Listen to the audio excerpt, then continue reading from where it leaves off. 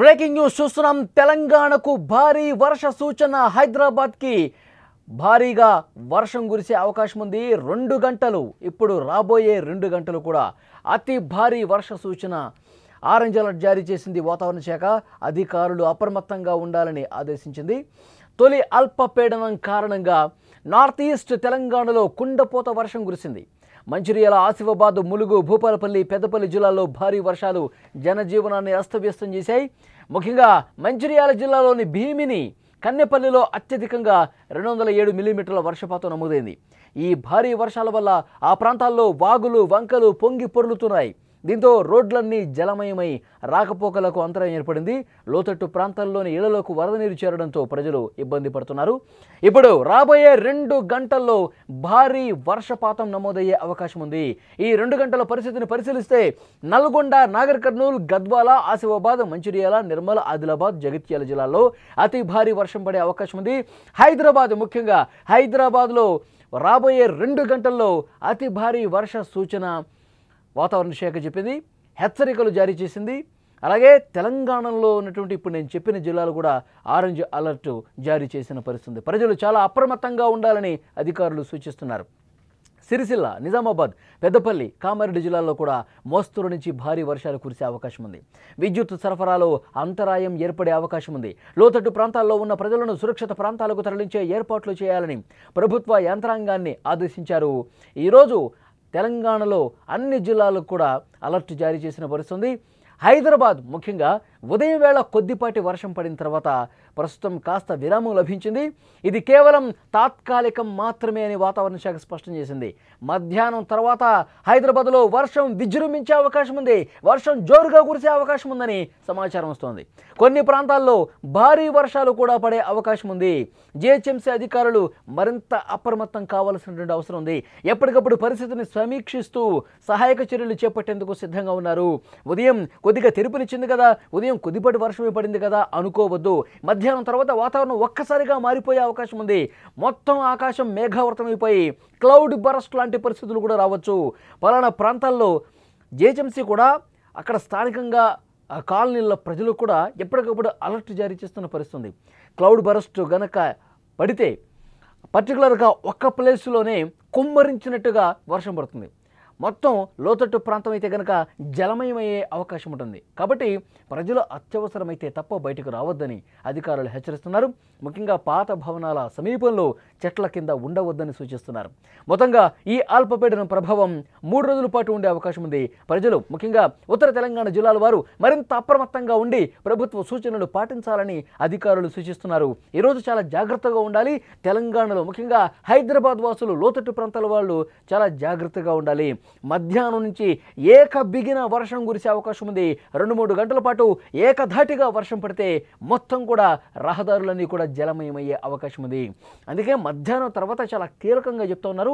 మధ్యాహ్నం 1 గంట నుంచి సాయంత్రం 5 గంటల వరకు, 6 గంటల వరకు బిగిన వర్షం కురిసే అవకాశం ఉంది. హైదరాబాద్లో చాలా ప్రాంతాల్లో కూడా కుండపోత వర్షాలు కురిసే అవకాశం ఉంది.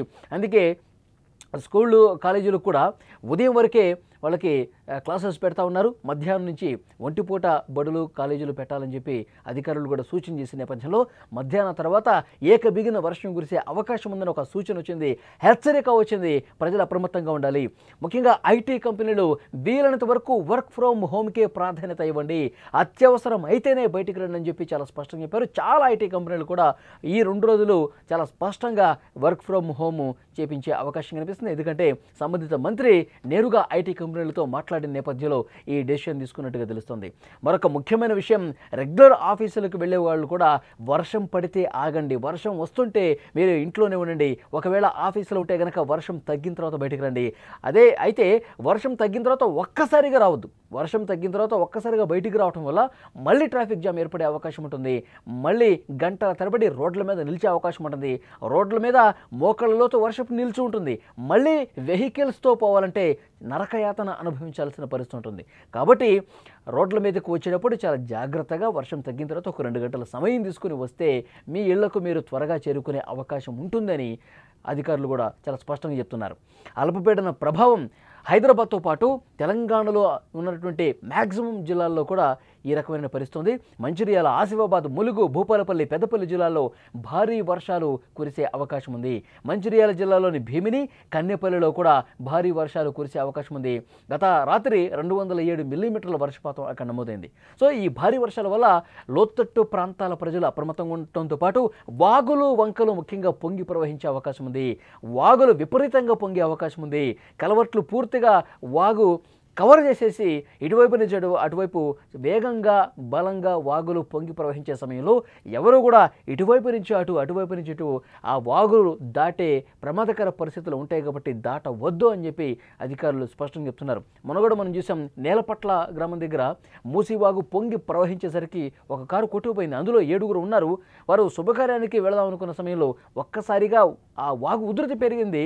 ఇక వాళ్ళు వెంటనే అలర్ట్ దిగేశారు, లేదంటే ప్రాణ నష్టం జరిగి ఉండేది. కానీ అదృష్టవశాత్తు వాళ్ళు ఆ వరదని అంచనా వేసి, ఆ వాగుని అంచనా వేసి దిగటం వల్ల కేవలం కారు మాత్రమే లోపల కొట్టుకుపోయింది. వాళ్ళందరూ దిగి ప్రాణాలు దక్కించుకున్నారు. సో ఇలాంటి ప్రమాదకర పరిస్థితులు డెఫినెట్గా ఉంటాయి. కాబట్టి ఈ వర్షాలు పడుతున్న సమయంలో చాలా జాగ్రత్తగా వ్యవహరించాల్సిన అవసరం ఉంది. ముఖ్యంగా హైదరాబాద్ వాసులకి క్లౌడ్ బరస్ట్ కూడా ఉండే అవకాశం ఉంది. ఏకధాటిగా 2 గంటల పాటు వర్షం పడితే సగం హైదరాబాద్ కాలనీలన్నీ కూడా జలమయమయ్యే పరిస్థితి ఉంది. సో అట్లా కాకుండా ఉండేందుకు ప్రజలకు సూచన చేస్తున్నారు. అధికారులు ఎప్పటికప్పుడు సహాయక చర్యలు చేస్తూ ఉన్నారు. నిలిచిన నీటిని ఎప్పటికప్పుడు బయటకు పంపించే కార్యక్రమం కూడా చేస్తూ ఉన్నారు. లోతట్టు ప్రాంత ప్రజలు ఎప్పటికప్పుడు జాగ్రత్తగా ఉండాలి. అధికారులు కూడా ఎప్పటికప్పుడు పరిస్థితిని పరిశీలిస్తూ ఉన్నటువంటి సిచ్యువేషన్ కనిపిస్తుంది. మరొక 2 రోజుల పాటు ఇవే జాగ్రత్తలు పాటించాలని అధికారులు చెప్తున్నారు. వచ్చే 2 గంటల పాటు తెలంగాణ వ్యాప్తంగా ప్రజలందరూ కూడా అప్రమత్తంగా ఉండాలి. ఏ జిల్లాలో ఎంత వర్షపాతం నమోదవుతుందో చెప్పలేని పరిస్థితుంది. ఏకబిగిన కుండపోతగా వర్షం పడితే మాత్రం ఇబ్బంది ఏర్పడుతుంది.